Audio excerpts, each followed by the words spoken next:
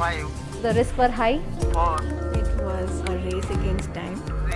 There were nail-biting moments. 2. We are going in a marathon race. 1. No countries reached Mars in the very first attempt. 0.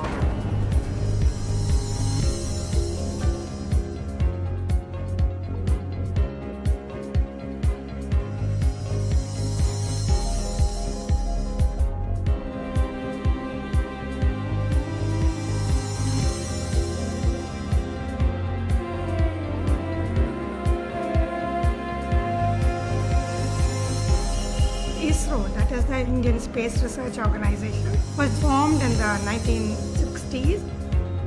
Based on the experience we gained and growing the space science community within the country, ISRO decided that we could go further out and go into interplanetary space and go to Mars.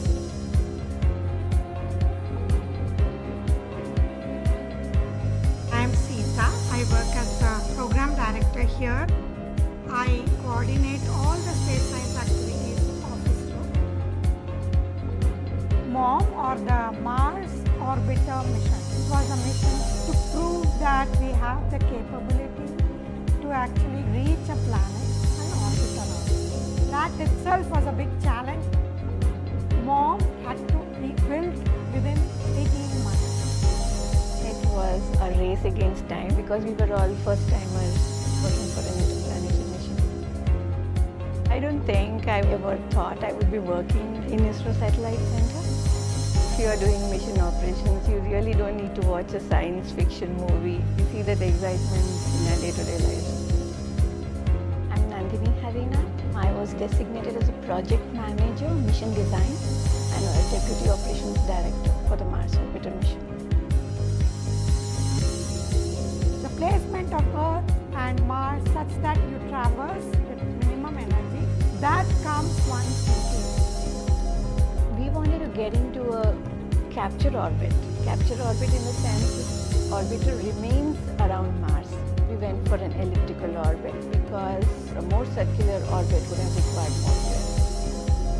The main purpose of Mars Orbiter mission was to derive many other technologies, launching, insertion in the orbit, autonomy, but also we should have payloads so that our scientists also start working on the Mars atmosphere, Mars science, which will be helpful for the future missions. And I was deployed in this project.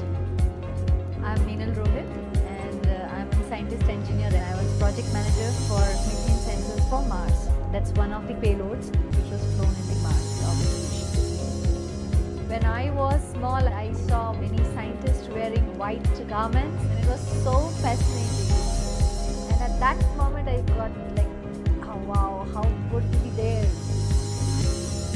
One challenge was all the payloads were made small and compact. 15 kilograms for all the payloads. And this payload had to be built for the rugged space environment. So that was a challenge. Methane sensor for Mars, I consider it's a first baby. The presence of methane indirectly hints at the possibility of the presence of life. That was one of the reasons why that payload was extremely important. So for that itself, very less time was there, hardly I think 6 months. And we had to come up with all designs, all concept model, everything. Dr. Sita, she's a very strict lady, okay?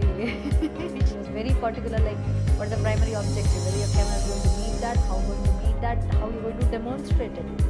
That was very stressful. We have a mass color camera, MCC.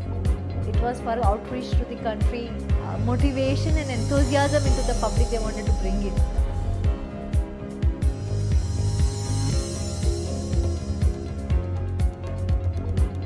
Every launch gives me butterflies in the stomach. The weather was not favorable. 5 or 6 days was delayed. Already the margins were getting eaten up. Stand by for the time mark. Mark means 1 minute and counting. Lift off. Please lift off.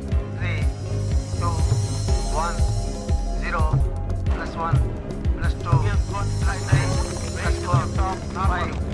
We were relieved and happy that the launch vehicle had put us in the right orbit.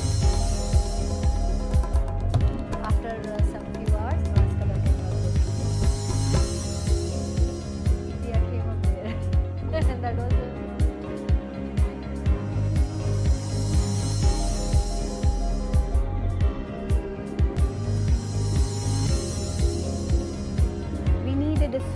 velocity to get out of the Earth's sphere of influence. And we couldn't do it in one shot because our engine wasn't that powerful. So we had to gain that energy slowly. So every time we went around the Earth, we would fire the engine to get that extra energy.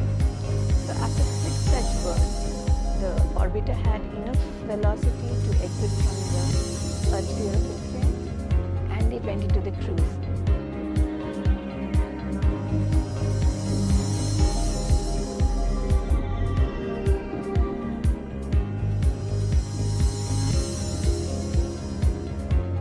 The cruise to Mars, that was about 9 months.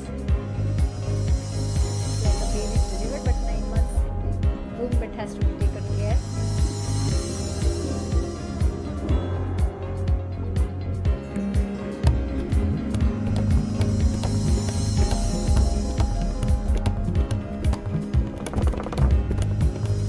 Our Mars orbit session was the grand day. That was 24th September 2014. We'll never forget it in all our lives. Of course, the Mars orbital insertion, that was the most critical maneuver. If we had had slightly less velocity, we would have crashed onto Mars. If we had had more velocity, we would have just gone off as a flyby. It's like hitting a bullseye on a dartboard, standing some 10,000 kilometers away.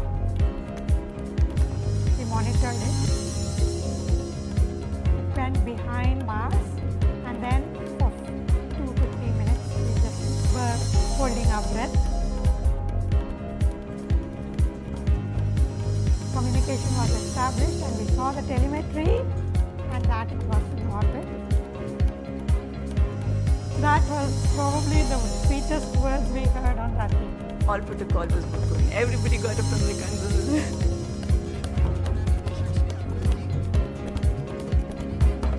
It was excellent. People will never forget that.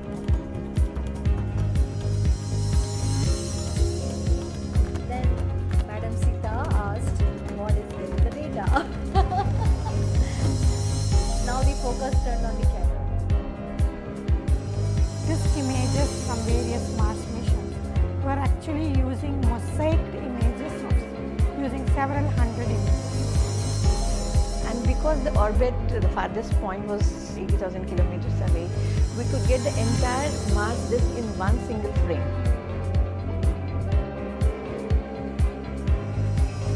So that was what caught the public eye.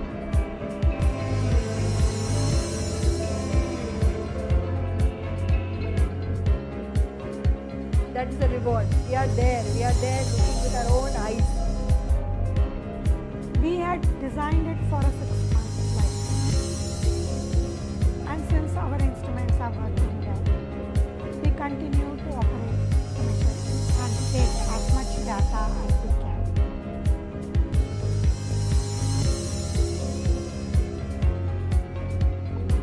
I think to date, only 40% of the missions to Mars were successful. And we've done that in the first attempt. And it was done on a shoestring budget and then in a very short time. There are hundreds of engineers who work day and night to push this on time.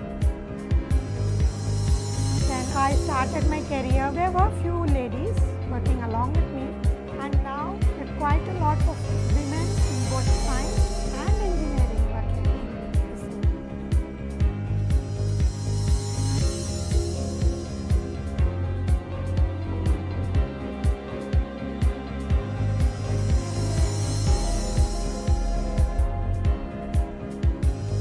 This has been a great stepping stone for ISRO to get the confidence for going farther out into space. It was one event in which the whole country participated. So there were schools watching it live, and there were so many people looking at it at that point of time. When I was small, I had a dream to help common man. When they see something like this in newspaper and media, and then they really